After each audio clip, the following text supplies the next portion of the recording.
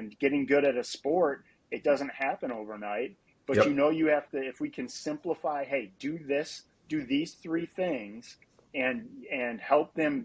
The biggest thing in building a brand is getting the content right. So if we can Right. boil that down for them Yep. and just let them know that you're gonna stink at it at first, right? Right. It's gonna take a little bit of time to get used to it, and now and then over time you're gonna be able to take develop 10 pieces of content inside 30 minutes, whereas before it was take you 2 hours, right? Yep. And you're I just think. gonna get better at it. So it's just simplifying the process and explaining to Yep. them. I think that's where the authenticity comes in at, right? Because if you're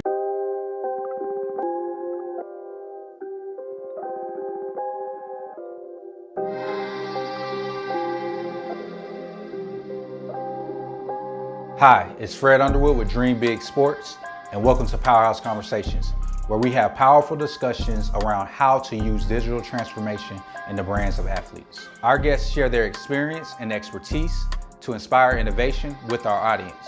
Now let's begin.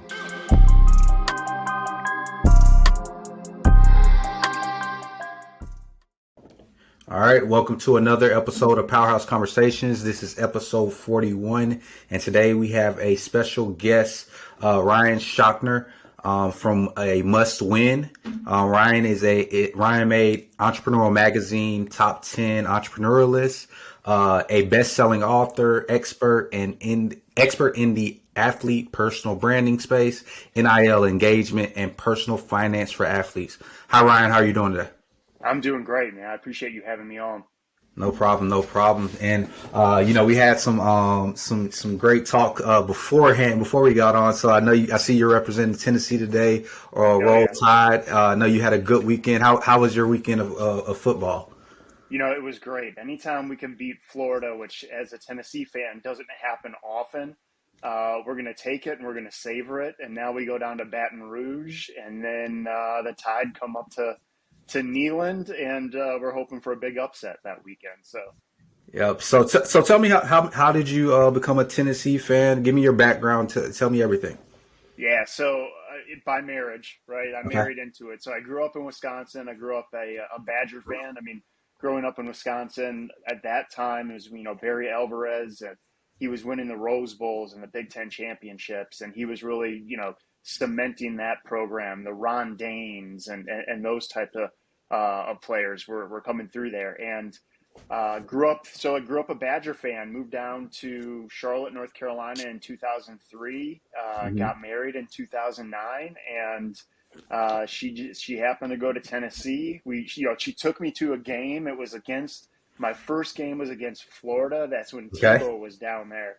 Okay. And the atmosphere just in the tailgate was insane. Gotcha. And then, we're going to get into the stadium. We're going down the hill, and you see 100,000+ people wearing orange just funneling into this stadium. And it was wow, right? I mean, it was Yep. next level Yep. experience. And then Florida trounced Tennessee.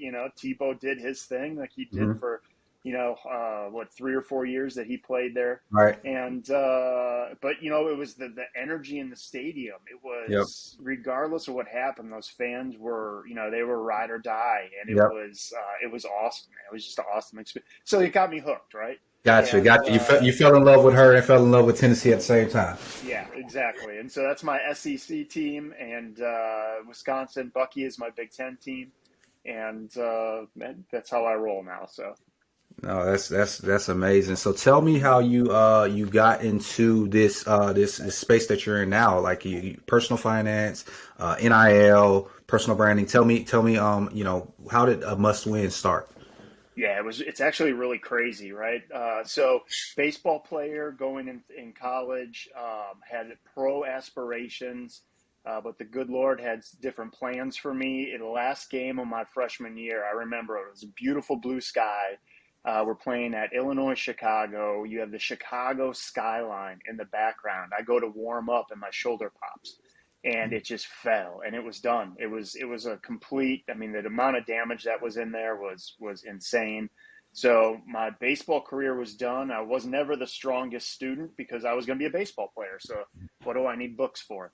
And so I had to get an internship, and I got Mm-hmm. lucky. I got in an internship because of some of the relationships I had through baseball, and it was a with a finance company. And I was not the smartest person in the room. I can promise you that, Mm-hmm. but I did work harder than anybody else, and I just leveraged a lot of the skills that I learned as an athlete to propel myself to just achieve more than what anyone thought I was going to achieve in that internship. I ended up in the top 10 in the company for that year, and then repeated that for the 2 consecutive years, and moved down to Charlotte. Graduated, moved down to Charlotte.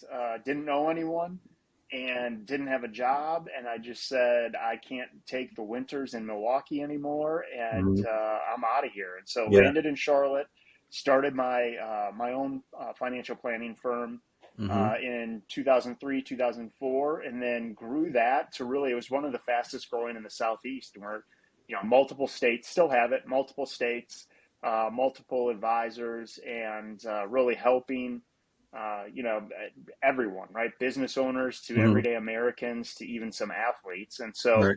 through that time, the athletes, I was always doing the damage control, right? So Mm-hmm. they had been with someone that had kind of messed up their finances, and so I was tasked with the duty of getting them right. And Right. so take that, and then right before COVID hit, I had a young man reach out to me. He was a basketball player at UNC Charlotte. He was looking for an internship, Right. and he was a finance major. And so through the interview, this was right before conference tournaments, and really sharp kid. I mean, super sharp kid, and just got into the dialogue of, what are they providing from a financial literacy standpoint at UNCC, which is not a Power Five school, but it's not Right. insignificant by any Right. means, and it's Right. still got a good enrollment and good sports programs. Right. And they really weren't doing anything, and they didn't do anything when I was in college. And I guess I was a little taken aback. I thought I guess 20 years or so since, Right. I hate to admit that, man, 20 years since I was in college, I would have thought they would advance that a little bit, Right. and they really hadn't. And I don't blame the institutions, right? I mean, they're the coaches are focused on keeping their jobs and recruiting, Right. and so brought him on as an intern, and at the same time had arranged for a couple presentations, right? Boot camps, Mm-hmm. whatever you want to call it, for the men's and women's team. Well, Right. then COVID, shut their conference tournament down, the NCAA tournament down, and through the first couple weeks of quarantine, Mm-hmm. we were bored, sitting at Right. home, and I just started working on this presentation, and Right. I had really three goals with it, right? The main goal is it had to appeal to me as a student athlete. Mm-hmm. So the kid that's thinking he's not going to need school, who already has it, inked in that he's going to go to the next level. Right. How do you reach that kid, make it entertaining, easy to understand, and then easy to implement? Mm-hmm. And went to work on that, put a presentation together, sent it to a buddy who ended up sending it to a publisher. Mm-hmm. And publisher called, and they were like, "Hey, we really want to do your book." And I thought it was a prank call at first. I was like, "Hey, I don't have a book. I have a presentation. You got the wrong guy." Right. And they pushed a little bit, and so I agreed. All right, if you say it's a book, you're the expert. We'll do a book, and that began then the editing process. And so Right. that really, through that editing process, is really where a must win started to formulate, and really the three areas that we operate in started to really kind of take life, right? So that editing process, I started getting introduced to current and former pro athletes, Mm-hmm. and they were quarantined too, so we had a lot of time to hang out and talk over Zoom, and became pretty good friends with some of these guys. And so we were having fairly deep conversations about a lot of topics, and one was the financial piece, right? And so Mm-hmm. they at the time, they had started to introduce me to some schools, so I was doing these financial literacy talks, right? But Mm-hmm. part of it was on Zoom. Well, it was all on Zoom, but these kids just weren't engaged, right? Mm-hmm. And so it just clicked in my head that, hey, this was the same, some of these athletes like Roy Williams, Oklahoma Roy Williams, Dallas Mm-hmm. Cowboys, Anthony Tolliver came on and helped write some of the book with me from Mm-hmm. his point of view from a pro, and Aurelius Ben and a lot of these guys, Mm-hmm. they had people coming in talking to them while they were in school about finance. Yet it didn't always sink in. Right. And it's because they were so focused that, they were focused on getting playing time and getting to the next level, and Right. which was great. But they also didn't have any money, so what did they care about? Right. Right. Right. How to invest. Right. I'll deal with that when I actually have money. And Right.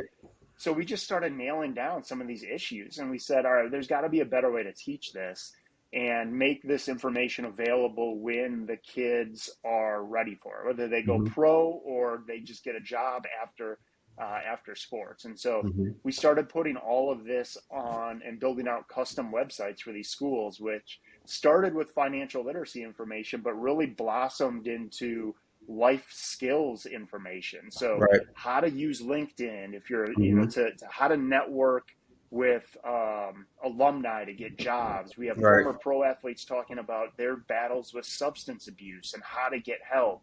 Clinical sports psychologists talking mental health type stuff.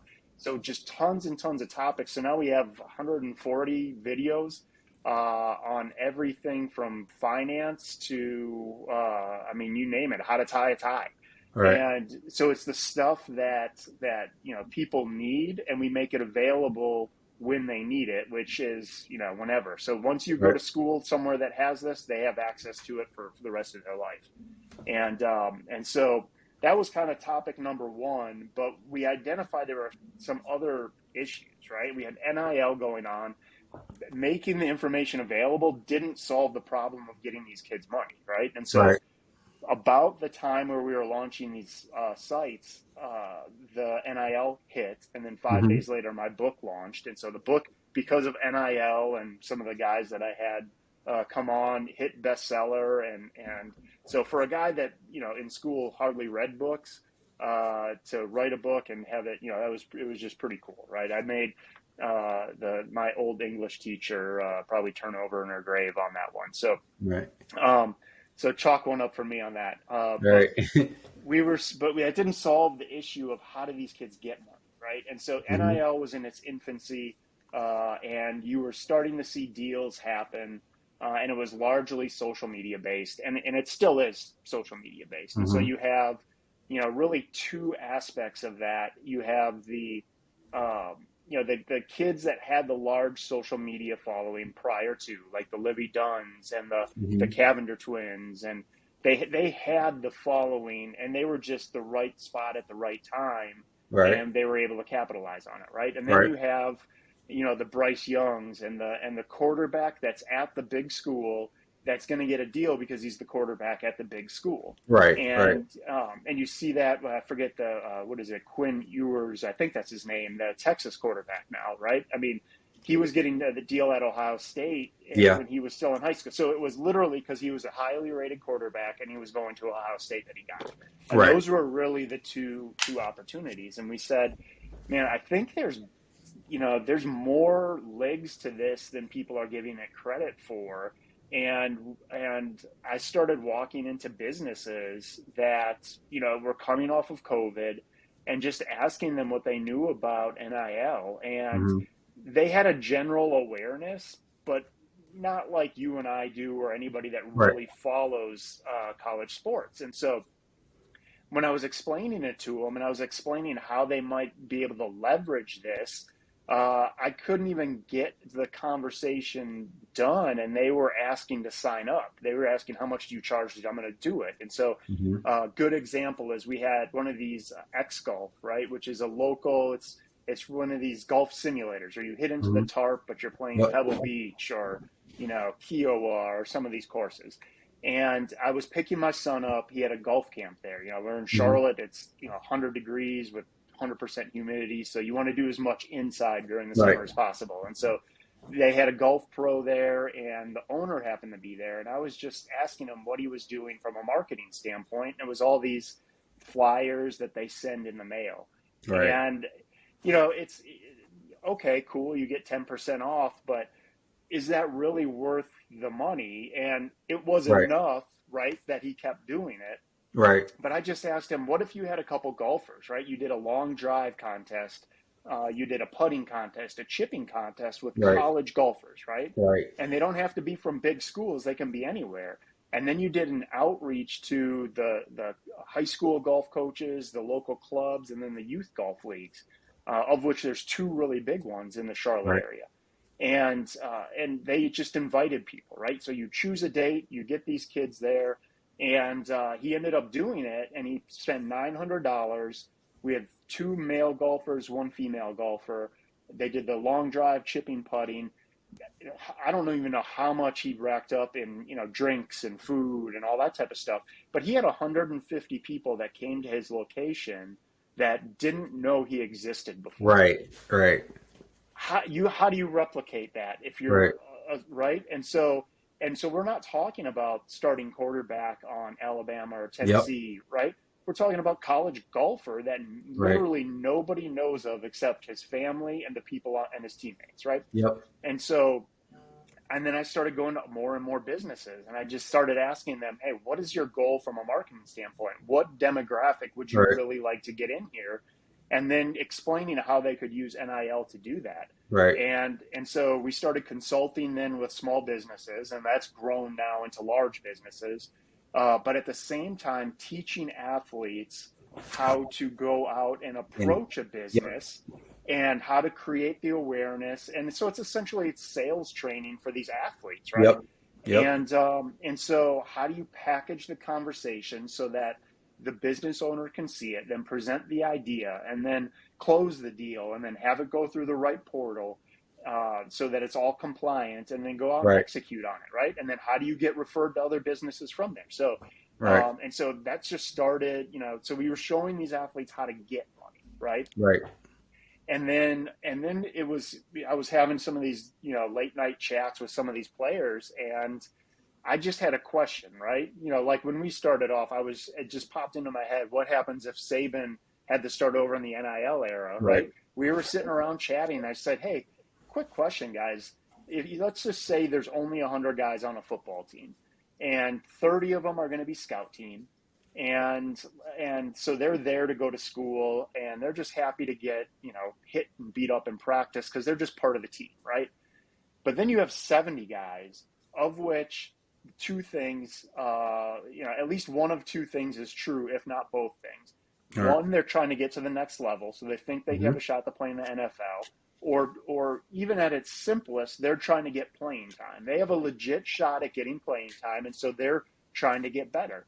And they can't, and so that's what their focus is. And Right. because it's a 24/7, 365 sport now, you can't really get internships. You're eating, you're going to class, you still have to have social time, but then your workouts, your game film, and you're doing extra, anything you can do to get on the field. What happens to those guys? Because we know out of the 70, maybe two or three or four if you're at Alabama, right? But Right. anywhere else you're at, maybe two are going to get a shot at the next level. And that doesn't even mean they're going to have a long-term contract. That just means they may get league minimum and they're going to be out in 2 or 3 years, right? Right. So, but what happens to those other guys? So the 68 that don't make it to get a shot at the next level. And there was a lot of silence. And they said, a lot of these guys just go back to the neighborhood they came from. And with a lot of them, that's not always a positive situation. Right. And so it started in my head. I was thinking, how do we fix this, right? How do we get these guys to do something? And it's guys and girls, right? So how do we get all these athletes that are so focused on their sport, even if there's a sport that they're not going to go pro in, they're still so engaged in excelling and making the playoffs and conference championships and national championships. How do we get them to do what they need to do to have success regardless of where that is at the next level? How do we get them to do what they need to do by getting them to do something that they want to do? Right. And so I was racking my brain, and I'm like, you know what? We got NIL. Everyone's talking about brand building. What if we wrap this all up and we just do the magician thing, right? And so what I mean by the magician thing is the magician, my kids watch these magicians, and you have the trick is going, the magician wants you to watch this hand, Right. but the real trick is going on in this hand, Right. right? But all the focus is over here, and then boom, Yep. all of a sudden the rabbit disappears, right? And so Right. how do we do that with brand building so that these kids are getting really teed up to go to the next level? And how do we make it so it's not just let's do this song and dance on TikTok and whatever's trend. Right. Like it's got to be something of substance, right? Right. And so I got together with some guys and we built out these. It's a personality profile. I think it's more, to me, it's more of an awareness assessment, right? So as Mm-hmm. an athlete, we built it specifically for athletes. It's meant to drive self-awareness on their strengths, their Mm-hmm. weaknesses, the job alignment based on Mm-hmm. their personality. And then we take all that information and we say, hey, based on your personality, based on your strengths, based on all the data that we pull from the worksheets that we have them do prior, Right. we can create how to post based on their personality. So what I Mm-hmm. mean by that is you have offensive linemen, right? They're not, you don't see these guys doing the dances or taking interviews after Yeah. the game, right? They're more reserved. That's just their personality. And if you tell a guy like that, if you want to build a brand, you have to be camera facing, they're never going to do it. You might get one or two, but you're not going to Right. create the consistency that you need in order to build what you have to build. Right. And so how do we take their personality and then break out different post types so that they can still build a brand, just do it that in a way that's in alignment with who they are. We target their strengths, right? So how do you showcase your strengths? And Mm-hmm. how do you become aware of what those are, and how do you communicate that the right way? And then we show them, these careers that they align with, right? And so this goes back to the group of 68, right? Who think all I am is a football player, or all I am is a soccer player, or Right. baseball, or whatever. That's all I am. And if I don't make it in this sport, then I just got to figure stuff out, right? Right. Well, if we can show them, if I were to go in there and I were to say, hey, you can be a doctor or a lawyer, go get them, they're not going to believe that, Right. Right. Right. right? And so, how do we show them that, hey, you know what, I'm not blowing smoke up your butt. You could be a doctor or a lawyer because of this, right? Right. And I'm going to show you with data and science on how you, and it's 92% accurate, how you can be this because of how you're built. You're naturally just like you have some guys that are meant for, you could have this kid that was on the Florida defensive line that was over 400 pounds, right? That we played this past weekend.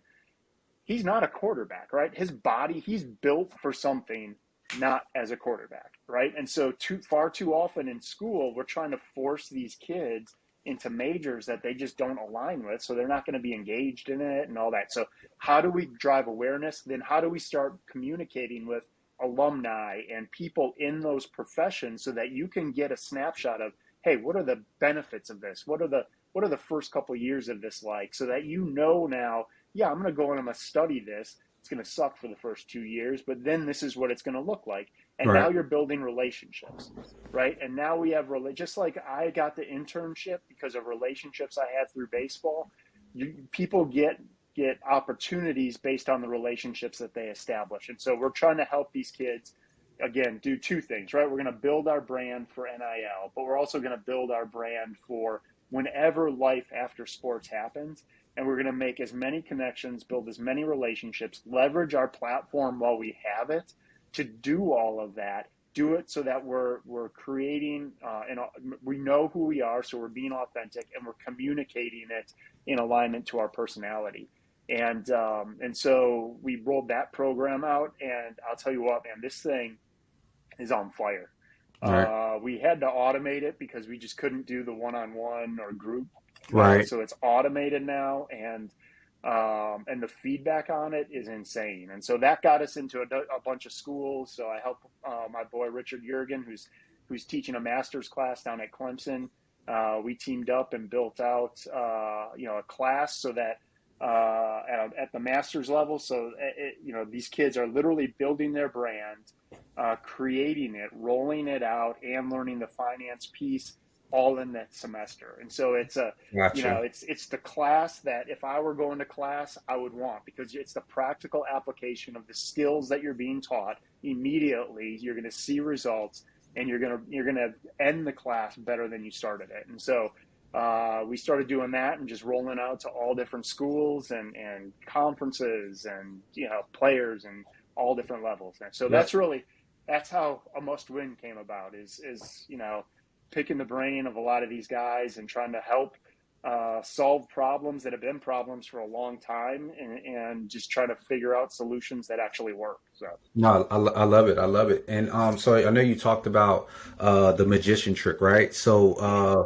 how are you able to, to simplify the money management and the idea of, like you just said, it's not just social media and you're getting on for the people who don't just love social media. Hey, this is about building your brand and understanding that your brand is there regardless of whether you are playing that sport or you're going to go on to build build a business of your own. Like how do you get them to do that? Yeah. So it's I don't know. I have a way of simplifying things. So I don't know how I do it, but I just explain to them, right? You're going to try and take advantage of building your brand for NIL, and that, depending on your grade level in school, right? Freshman, sophomore, you have maybe a 4 to 5 year window to take advantage of that. Hmm. But we're really, a brand. We've all been building a brand our whole life, right? Right. And prior to NIL, we've been building a brand. We just called it something different, and Yep. we called it a reputation, right? Yep. And so, Yep. and the way we communicate now has changed versus how we communicated in the past. And so we communicate through social media, right? So Right. all we've done is digitize our reputation. And Yep. so what we're doing is we're saying, hey, do you want a reputation that's done after 4 years, when you're going to have, 65 years that you're going to have to leverage something? So let's build a reputation that's going to last our lifetime, focus on NIL, but then also allow us to transition uh, very seamlessly to different aspects of our lives. At the same time, we're going to be able to monetize our brand Right. throughout all of those transitions. And so, Yep.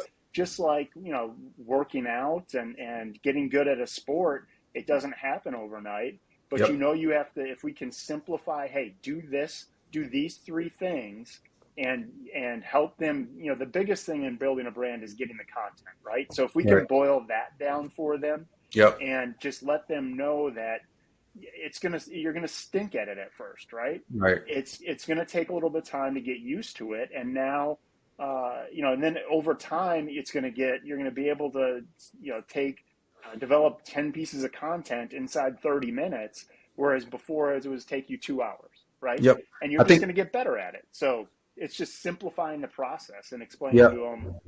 I think that's where the authenticity comes in at, right? Because if they're able to do things that are authentic to them, then that's where it becomes easier and it becomes second nature. Hey, if I'm like you brought up the point about this offensive lineman. Hey, if I like to eat at my favorite restaurant. Hey, I just record me eating at my favorite restaurant, and now I get a deal with my favorite restaurant. This it's as simple as that, and that's the things that these kids and these athletes have to understand and realize. Like, start building partnerships and things that are going to work for you and things that you're already doing. Oh yeah, absolutely, 100%. I mean, you nailed it. So it's, we work with a young lady on the dance team at App State, right? And she was, I mean, she's killing it right now. Just implement. She hasn't even implemented everything we talked about, but what is important to her, and what does she really like doing in her off time? Well, one was just reading these fiction books, right? And so you're going to be doing this. So why don't we create posts about these fiction books, right? And with the goal of, that's going to appeal to a different market segment, probably a little bit older crowd than what you would get just by being you and posting pictures of the dance Right. team and all that kind of stuff. And so, and you can, and it's not just one post about a book. It's, hey, this is the book I'm reading. This is why I'm looking forward to it. There's one post. Now you're, a third of the way done. Oh, this, it's not living up to expectations, or it is, right? You can literally out of that one book get, 10, 12 different Yep. posts, right? And so, and it's something you're going to be doing anyway. And now you're just communicating it. Like you and I would be talking about, watching a game, now we're just doing that and we're just communicating that Yep. on a different platform. And so it's really, once it clicks, it's really, really simple. And it's just figuring out then, hey, what platforms are we going to communicate this? What method of posts are we going to communicate this? And then, from a communication standpoint, how am I going to reach out to people? How am I going to do this? Get the strategy together. And then it's really, and then we offer 2 packages, right? You got it. Boom. You're off to the races. Go get it. And then we coach people through. Right now, we're at 100% of the people that we coach have gotten NIL offers. Gotcha. 100%. And it's because, we're teaching them how to reach out, that they now have a brand that appeals to different market segments, right? Right. They're strategic in who they reach out to get these deals. They're able to communicate how it all, how teaming up with them through the NIL space is going to benefit the business owner. Yep. And then once they start getting money, we teach them, hey, now you have money, you got taxes. Are you getting enough where we need to structure, get yourself set up as a business because of how the tax treatment on this NIL money is? Right. Or are you just not making enough to do that? Right. Right. And so it comes full circle. We teach them how to get money. We teach them how to set themselves up from a brand or reputation standpoint, how to reach out to people so that you can monetize yourself throughout your life. And then how do you manage the money when it comes in? So Yep. So I guess what I hear you saying is you have 2 different sides of the business. You have 2 different business models. You have one where you you have the education, the digital products that they are able to take and they are able to go run with it themselves if that's what they want to do. And then on the other side, you have a business model where you're on the consultant side. You go help them find a deal, you broker the deal, and you all partner with the deals that come through. Is that correct? So yes, except we're not an agent, right? And so Okay. I just teach them how to get the deal. I'll walk them through what to say if they need Mm-hmm. me to help meet with them, but I don't take a cut of the deal. I'm not an Okay. agent.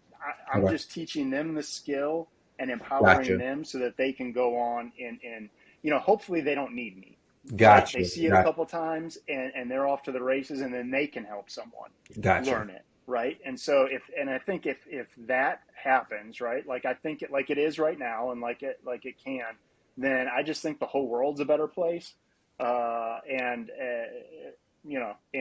athletes are, I mean, people don't realize how smart some of these guys are, right? And I'm having conversations with them, and you have Roy Williams took a company from 15 employees in one state to 2,000 employees in 30 states, Right. right? I mean, that's not a football player, right? Right. Like Right. he played football, but he had something else working up in Right. that head, right? But they just feel, because this is all they've done throughout their Right. life, that just pigeonholes them, and that's so not true. Yep. And it's just it's helping, it's really, how do we help these guys and girls so that they can transition better, quicker, with better opportunities, so that then they can help people that are coming along, and again, like I said, making the world a better place.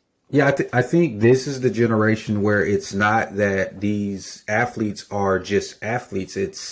I mean, it speaks to, LeBron thing, more than an athlete, right? But they don't have to wait until they stop playing to become more than an athlete. They can be who they are already who they are while they're athletes. So why do they have to wait till they retire to become the person that they are supposed to be? Like, they don't have Exactly. to. they can be that right now, and it is, this generation is being empowered to be who they are, and to be able to monetize and utilize their skills and their gifts that are not on the court, and while they're, or a field, whatever sport they play, but they're able to be their authentic self and be able to monetize and capitalize on it. Yeah, while they have that platform, because we all Yep. know there were that platform window is so small. I mean, you look at a Tom Brady, right? That's what everyone thinks. He'll play till he's 65 or 70. What, that's not the norm. Anomaly. That's so abnormal. Yep. And their platform window is so small that they need to utilize this while they can, while they have, because even the guys that, you have Heisman winners that didn't make it but 2 years in the NFL. And, if they could have been leveraging that time while they are on campus to start building some of this stuff, maybe you don't see some of the sad stories that happen out of that. They Right. have a business to fall back on, or they Yep. have, money to fall back on, so that they don't have to worry about, an all Hail Mary making it in the league. So Yeah, yeah, and then even from the perspective of just from a mental health, or just a mental perspective of just seeing yourself as more. So now you don't have those stories, because I think there's two sides of it. It's the financial side, and then when they go broke, they also feel away, right? yeah, They feel away about themselves. So if they're able to be empowered while they're playing, I think that does wonders for them as well. 100%. And then the assessment that we put them through, and the personality profile, everyone knows. Yeah, everyone tries to go in social media. They try and go from unknown to known Hmm. overnight. And in Right. doing that, what they try and do is they replicate what They they see. see that's Yep. out there, right? And they know that they're not being authentic, and they know that they see the world a little bit different than whoever they're trying to copy. Right. But they can't put that in. They can't articulate that.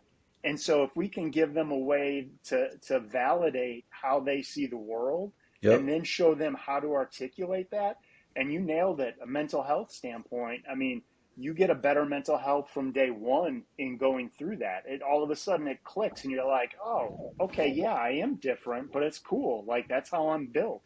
Yep. And you're able to approach the world that way, and that's just such an empowering feeling. Yep. Part of the weight gets taken off your shoulders, and now you can just go out and be you.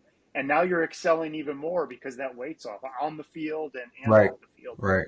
Nope. I love it. I love it. I know we're getting close to our time, so I do have some questions for you Got it. that we ask on every episode. What is who is your favorite athlete of all time? Oh man, I've got to say Jordan. Jordan. Okay. Okay. Yeah. Yep. Yep. And my next question is, who would be on your Mount Rushmore of athletes? Oh, holy cow! I wish I had prep for that. Well, I'd say Jordan.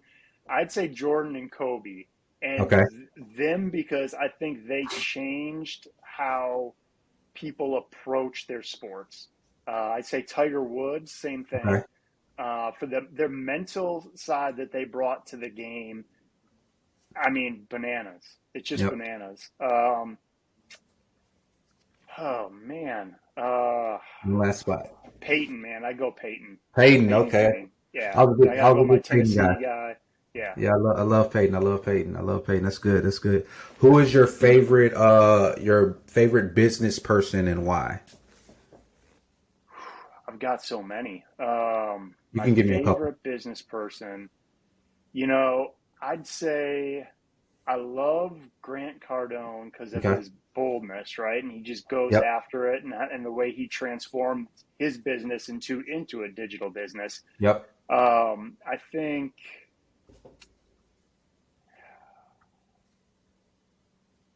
man, I know you don't want dead air on here.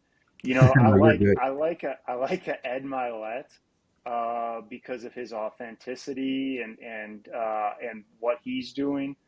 Um, and then like a Cuban, right? I mean, Okay. he's living his dream right now. Yeah, He's living his Cuban. dream. So Cuban's my guy. I love Mark Cuban.